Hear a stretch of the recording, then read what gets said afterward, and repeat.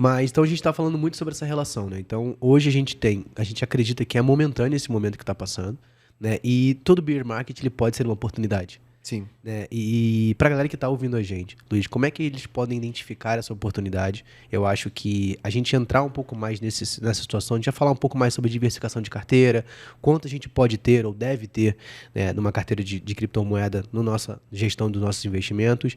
Mas você acredita que, de fato, esse momento pode ser, sim, uma grande oportunidade para aqueles que estão preparados para esse momento? Cara, eu acredito que sim, a gente está vivendo uma grande oportunidade desde que você tenha um plano e uma visão de longo prazo. O problema de cripto é muito esse, né? Assim, o pessoal tem pouco conhecimento, escuta do vizinho, do tio falar que ganhou milhares de reais, milhões de reais com cripto e sai comprando qualquer coisa achando que vai ficar rico semana que vem. Mas cripto é um setor, um nicho do mercado muito novo e muito jovem, e que está em franco desenvolvimento, mas que está no começo desse desenvolvimento, né? Então, assim, tem que ter visão de longo prazo e tem que ter em mente que é um mercado muito volátil, né? A gente já falou isso aqui hoje, mas assim, o Bitcoin é o ativo menos volátil dentro de cripto, né? Porque é o mais capitalizado. Hoje o market cap total de cripto, né, que recentemente aí, ontem, né, passou de 1 trilhão novamente de dólares, 40% dele, um pouco ali próximo a 40% é só o Bitcoin. Então, os outros 60% ficam divididos em mais de 17 mil ativos. Então, tem que ter muito isso em mente, né? Que assim, é um mercado muito volátil, que, putz, cara, é realmente pro longo prazo. A gente está em começo de desenvolvimento. Assim, a analogia que eu sempre trago é que o Bitcoin hoje, os criptos hoje, são como a internet nos anos 2000, 2002 ali. Eu peguei essa fase um pouquinho, né, ali de virar a madrugada mexendo na internet, porque da meia-noite às 6 da manhã era só um pulso, né, de internet, na época da banda larga e tal, da internet de escada, quer dizer, Internet de antes da escada. Quem não da tinha banda aquele larga. barulhinho. Nossa, Nossa, horrível, cara. insuportável, cara. Insuportável. E, assim, na internet nessa época era caro, era de difícil acesso, era pouco útil, né? Assim, se for pegar as aplicações que existiam na internet ali em 2002, 2001, era blog e e-mail, né? E canal de notícia, assim. Vídeo era uma coisa que praticamente não existia na internet, né? Era muito difícil, era muito... a internet que era muito rápida, né? Quem era burguês em 2002, 2004 é quem tinha uma internet de 250 kbytes por segundo, né? Hoje a gente tem internet de 500 mega, que é, sei lá, 200 vezes mais, ou 2.000 vezes mais, 2.000 vezes mais. 2.000 vezes mais, né? É Então, absurda, a putz, cara, diferença é absurda, né? Então, assim, o ganho de escala com isso, o ganho de... A curva de evolução da tecnologia veio junto com a curva de adoção.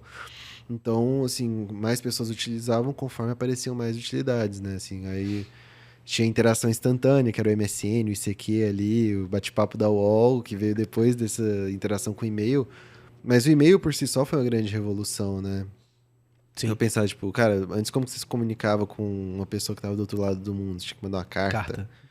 que demorava meses para chegar. No e-mail chegava na hora, o cara conseguia olhar, ou se não na hora, 10 minutos. E hoje, com cripto, é a mesma coisa. A gente está nesse estágio, assim, de começo de tecnologia e enxergar possibilidades para o futuro com essa nova tecnologia, com essa descentralização e as vantagens que isso traz, tanto para quem cria quanto para quem utiliza, né? Então, assim, investir em cripto tem que ser pensando nisso, pensando no longo prazo, no que pode ser criado. Então, assim, se você está querendo investir agora nesse bear market, vendo que o preço está barato frente ao passado, frente ao último ciclo de alta, assim, a minha primeira sugestão é: coloca um pouquinho ali em Bitcoin e Ethereum, só para você sentir, e enquanto isso, estuda. Vai estudar o que é o Bitcoin a fundo, né? Escuta aqui de novo o podcast, escuta o que a gente falou, entende a blockchain, o que é isso, para que serve. Não precisa ir muito a fundo, ser muito técnico, mas só o suficiente para você se interessar, que eu te garanto que você vai se interessar e, cara, vai abrir um universo de possibilidades, vai começar a pensar em aplicações possíveis para essa tecnologia descentralizada, onde isso pode entrar, que pode revolucionar uma forma como você lida com qualquer atividade do seu dia, seja transacionar dinheiro como Bitcoin, ou sei lá, como você mantém seus registros, ou como o sistema centralizado mantém seus registros e as vantagens que a descentralização tem nisso. E você vai ver que muita coisa disso que você vai pensar já existe, e é nisso que você vai entrando cada vez mais a fundo no mercado de cripto, mas sempre com essa ciência de que é um ativo, uma classe de ativos muito volátil, e que você deve investir um pouquinho ali do seu patrimônio nisso, né? Não deve ter uma super exposição em cripto. Eu sempre brinco, né? Quando o pessoal, Rafael, mas pô, eu quero começar, né? Então, dentro dos processos da empresa hoje, de disciplina financeira, a gente trabalha tanto com consultoria e mentorias. Então, pô, eu quero começar. Eu falei, cara, eu tenho a seguinte estratégia. É claro que, tecnicamente, a gente fala um pouco mais sobre isso, mas de forma didática eu vou ter o suficiente que se der muito certo, eu tô bem, mas se der errado, aquilo não vai sacrificar a minha qualidade de vida. Perfeito, Eu cara. acho que é um primeiro passo que a gente coloca. É tipo assim, você vai numa festa, cara, se der problema, cara, beleza, não vou ser preso, mas ao mesmo tempo, se der muito certo, eu vou me dar bem. Aham, Então, eu acho que exato. esse é o primeiro ponto. E aí foi o que você falou. Eu acho que o investir em conhecimento, ele sempre tem que vir em paralelo ou até antes de você começar a investir. Mas eu acho que, cara, coloca o pé. Né? Coloca o pé e vê se a água tá muito gelada. Sabe quando você era criança que você ia colocar, molha primeiro o pulso, molha a nuca pra não dar choque térmico? É a mesma coisa. Você vai fazer isso com criptomoedas, você vai dar o primeiro passo. Cara, pega o que é a maior referência, o Bitcoin e Ethereum. Você vai lá, hoje você pode começar a investir com pouquíssimo dinheiro. Se você comprar um Bitcoin inteiro. Exato, né? Isso é uma coisa que muita gente tem essa objeção, né? Fala, pô, mas o Bitcoin tá 120 mil reais. Não tem 120 mil reais.